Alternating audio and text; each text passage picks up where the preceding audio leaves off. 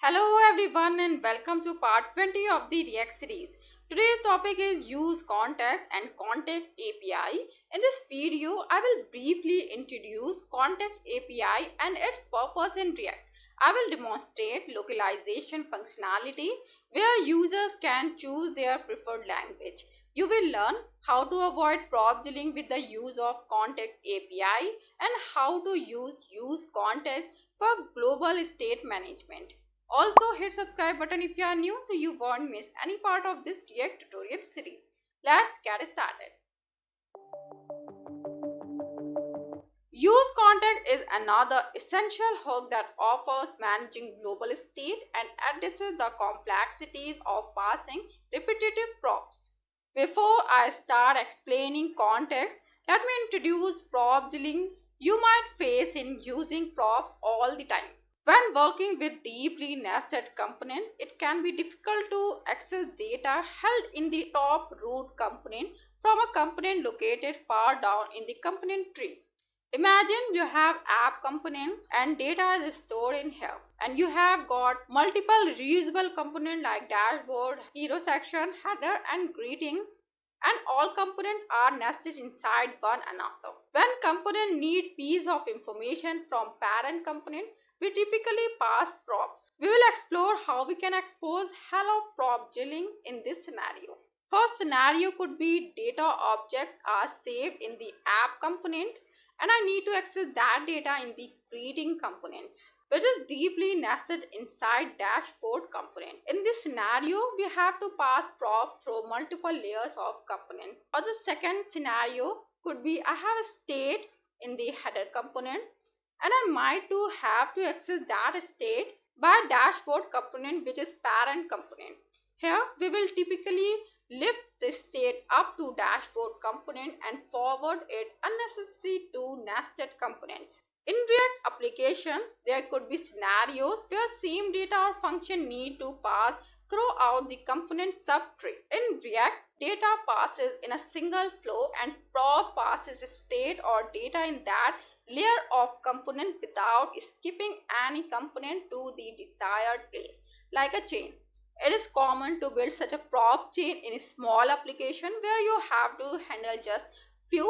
However, when your application grows and become more complex, it will be inconvenient to build such a long props chain. I also explained prop drilling and how to prevent it with composition patterns in my other video, which is another way to solve prop drilling. Link in description below. Let's create localization functionality in React project. You will learn how to utilize context API or use context hook to simplify data sharing, build global state and access it from deeply nested components.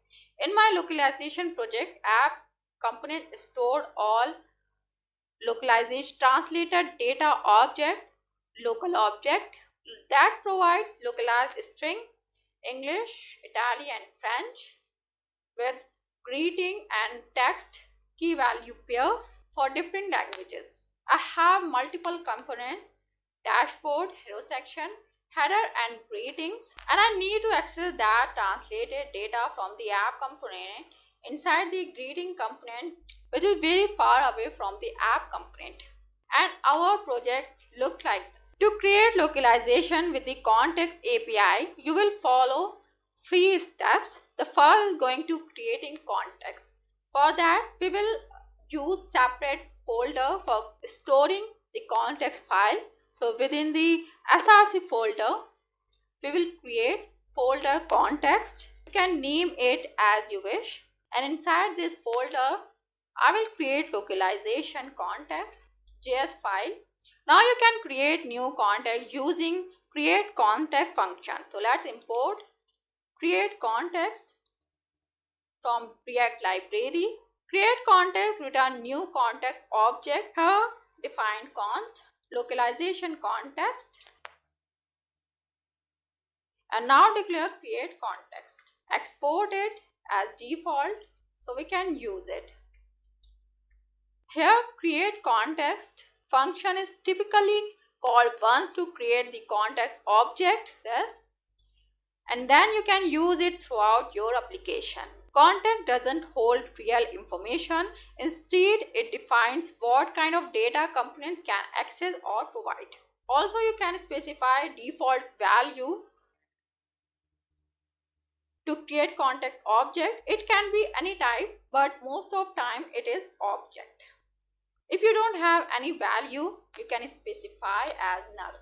That's it. That's how we completed our first step.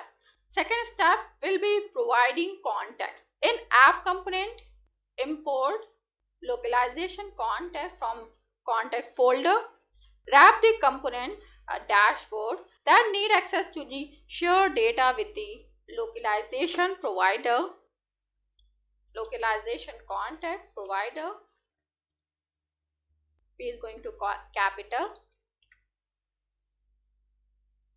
Provider let access the context value to any child component. Simply, you will wrap the component into a provider to specify value inside.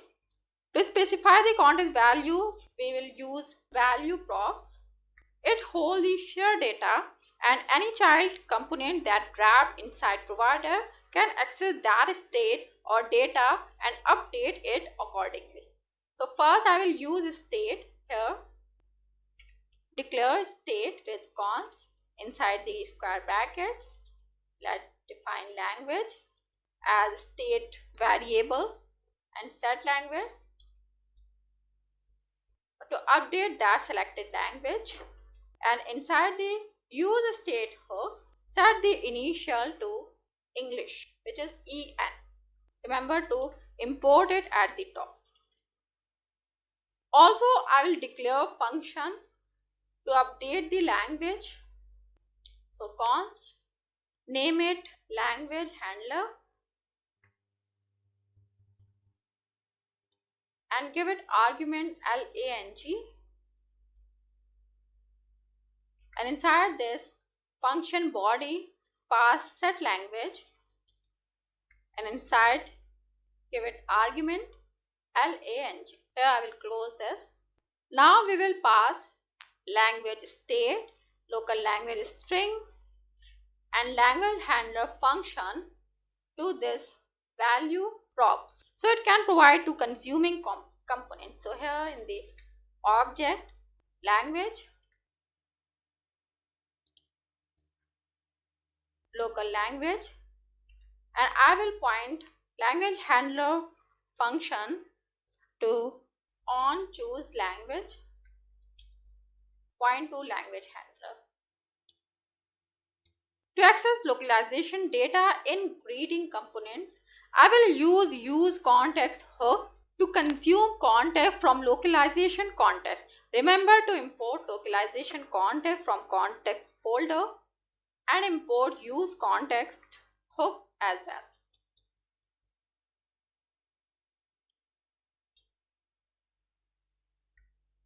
Now call useContext in component function body and pass localization context inside useContext. This is a context pointer. Now use const and inside the curly braces and pull out language,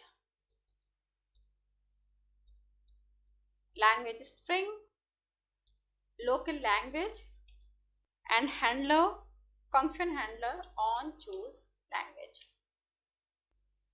Inside return statement, we will access localized data based on selecting language. So on the button, declare event on click, pass the arrow function and pass on choose language with the argument en, because when the button is clicked, it is going to English. And the same, I will copy this and paste it here and change this to IT, means Italy, and pass the same on the front button and change the argument to FR. In H1, here, use local language and the square bracket use language, and to access the greeting we use greetings. And also same on the paragraph, we will use local language and text. It will access the specific localization data for the selected language and render it accordingly on the browser. On the app component, we have to remove this because use state already this. Save it. This is JavaScript, so we have to wrap it in the curly braces. So select this, press shift and curly braces. And okay, let's see. And here we are. So here it set the default to English, so it is hello and welcome to our website. And when you click the French button, the greeting and text updated based on the selected language, and clicking Italy button translated text in Italy. This is simple localization system demonstrate how you can save the data in the app component, this, and render it accordingly based on the selected language button to demonstrate the concept of prop drilling. This is how we solve prop drilling by using context API, like we access data from the app component directly by greeting component. But what if I have to manage a global state where we need to ensure that our entire React application can access data or state for entire sub-tree component? For that, we could create provider components, which is the best practice to handle global state. So here in the same localization context file, I will create component called localization provider and pass children as an argument. Make sure to wrap it with curly braces. This component will serve as a provider for localization context. Now we will return localization provider, localization context provider, and pass children between our provider. Now I will export this localization provider as named export. So here, now we can manage state and string here in this exact file. So let's import use state beside use context, and in the app components cut this state and paste it here inside this localization provider function body, and also cut the function language handler and paste it after this state. Also in the app component, I will cut all this localization data and paste it inside the localization context provider. Now we will set the value on the provider value props to an object, pass the same language,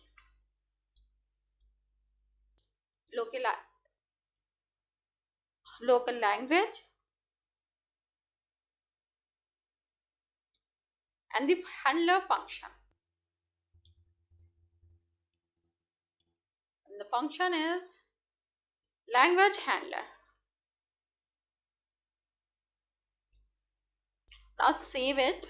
So we have an entire dedicated file which manage localization in localization provider component, which also hold information on context. Now in the app component, we can remove this state and use state.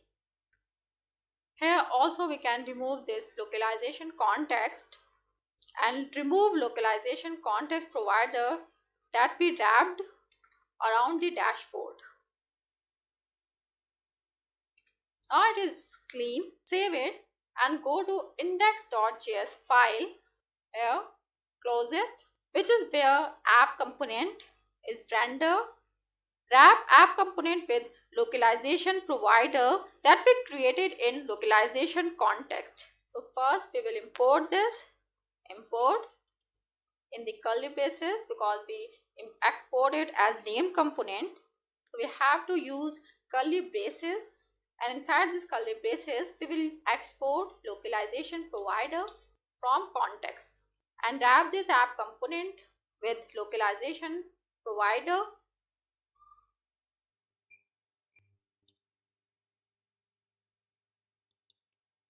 Now after save it, when you go to browser, you will see it work as it did before. It is a more preferred approach when your entire subtree component need that shared data. For instance, authentication, where each component check the condition if a user is logged in, or in theming functionality that change the appearance of the whole React application. That's all for today's guys. Practice context API with real world examples and share your experience with me. Thanks for watching. If you like this video, thumbs up. Don't forget to subscribe and follow me on Instagram. I will see you in the next one.